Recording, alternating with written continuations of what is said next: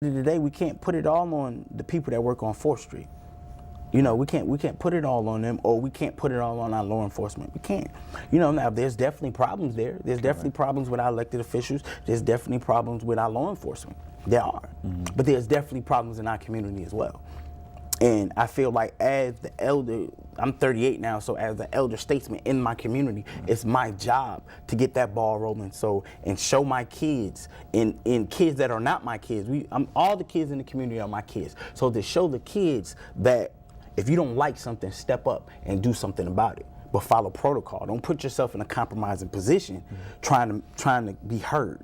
Understand the game. Learn the rules. This is chess, not checkers. You know, so those are the things that drive me, because I know I have a whole generation or two behind me that's looking and following and understanding. They're learning how to think and how to deal with situations from the things that I do. Because you can look at all the murders between the ages of 18 and 34, man. These are young kids that don't have conflict resolution skills. They don't have social skills. They don't know how to deal with situations. And I did an interview at the Peace Rally, and but I've been preaching this since day one. But like, a lady asked me, she was like, why do you think that the murders are becoming so young and they're happening so frequently? And I simply said, at the end of the day, when you take a man that's been stripped of everything, and the only thing that he has is his self-respect or pride, he can't get a good job. He didn't get the best education. He already has these things lined up against him. And all he has is his pride and his respect.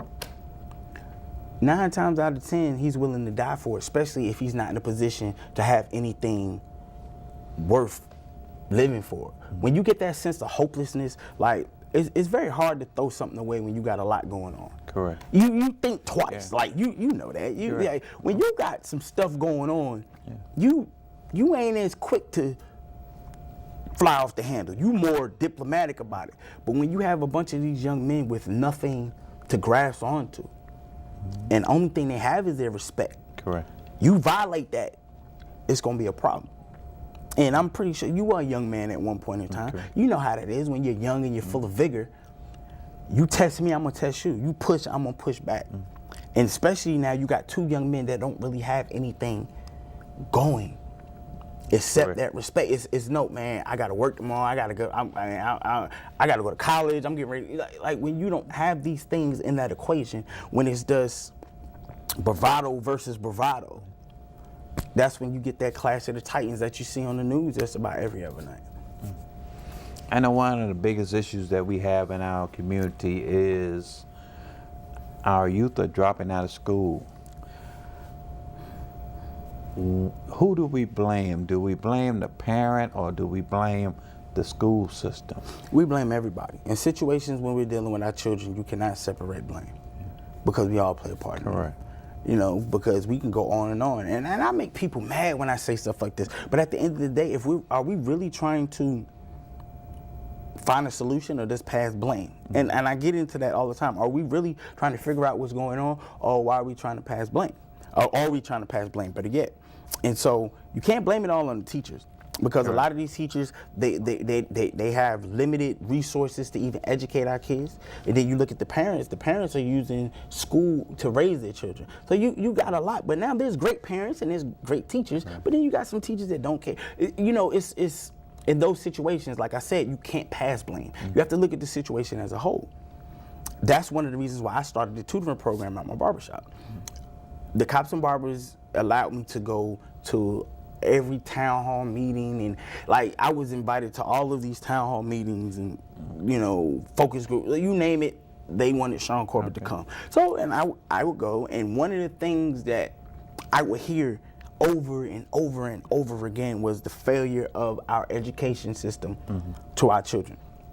And so I was like, okay, you know, this was November of 2016. So I was big on, for 2017, I'm only gonna deal with what I can control. And one of the first things was the tutoring program, because I pay rent there, I pay light bill there, I don't have to ask for a grant, I don't have to ask anybody to help, I don't have to get city approval to do it, it's within my shop. And so that's how the tutoring program started. And it was just addressing a need. That's all it really was. It was just addressing a need. But my thing was like, I didn't have to ask for permission to do it. It needed to be done, so let's do it. And so that's why I say you can't blame anyone. Like, you have to blame the whole situation. The whole situation needs to be addressed. Because once you start dissecting and passing blame, you're not getting anywhere. Because if I put all the blame on you, you don't want to hear nothing I got to say. Correct. You know, we got to keep it all in the middle. Let's keep this thing in the middle, because at the end of the day, the number one focus is the education of our children. And like you say, why are they dropping out? Okay, let's ask yourself, what type of programs are for these kids that don't want to go to college? You know, like, because if you don't have any, like they say, those that fail to plan to fail. Correct. See, if you don't have no plan, like, it's not important. Like, okay, you know, whatever it might be they have to go to work or whatever the reasons, teenage pregnancy, you name it. Pick one out of the cup, you know. But I think as a community, we have to create more opportunities for our young men, and then we have to invest more time with our young men and our young women in that high school age. And like I just got a lot going. I have a lot going on. Like me and Garrett McFadden, we're starting the Cops and Barbers Foundation, to where we're going to be sending young men to barber school. Okay. And so the importance of that is, it's really like Cops and Barbers on steroids. Because one of the things are, not only are we going to pay for them to go to barber school, I'm going to guarantee them a job. So that gives them something to work for. Correct. And we have a lot of stipulations, like you have to become a registered voter. Like, we're gonna make men out of this program. And one of the biggest things to me is you have to have a community buddy. And now you might ask what a community buddy is. A community buddy is, we're gonna partner some of these young men up with cadets at the academy. Okay. Your job is to build a relationship with this guy that you don't know nothing about while he's in the academy, but y'all gonna go to school together. So now when y'all both graduate, y'all should have some form of relationship. Now, I'm not saying y'all gonna be best friends, but you know him. That's just like right now, I know Paul, you know Shaun. Correct. We not gonna go, we see each other in the street, we not gonna go head to head, because we have some form of, you know, we broke that ice. Correct. And so we just focusing on breaking the ice. So when they actually do get into into the workforce and into the world, you have a guy that you built a relationship with, and you never know when a situation might happen that relationship can de-escalate a situation.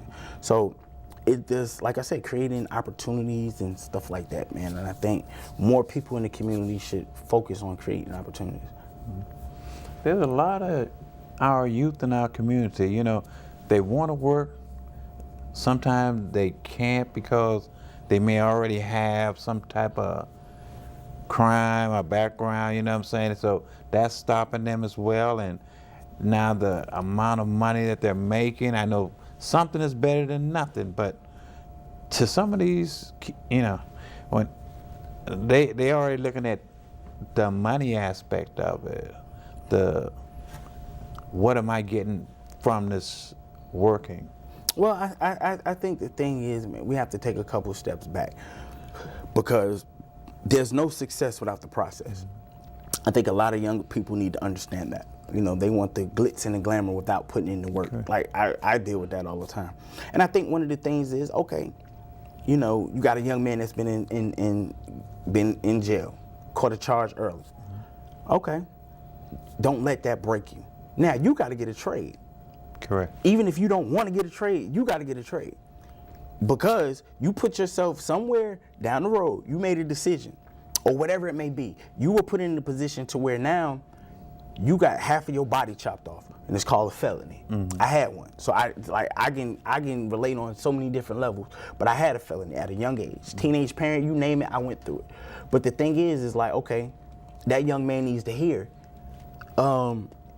He don't need to be here. Oh, it's gonna be okay. No, he needs to hear it's time to go to work. And when I say go to work, I don't mean go get a job. No, now we talking about career. Now, what are your career options? And getting a trade. Like, you got heating and air, you got electrical. It's so many ways for us to generate revenue, but we don't want to put in the work. I think we're ending the show, sir. If someone wanted to get in contact with you, how would they go about doing that? You can You can email me at da_luckyspot@yahoo.com. You can follow us on Facebook at The Lucky Spot Barbershop, Instagram at The Lucky Spot Barbershop, Twitter at The Lucky Spot Barbershop. Thank you, Shaun, for coming on the show. And you be encouraged, audience. Thank you. Thank you.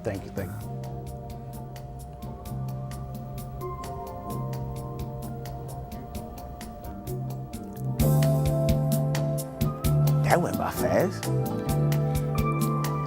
That went by fast.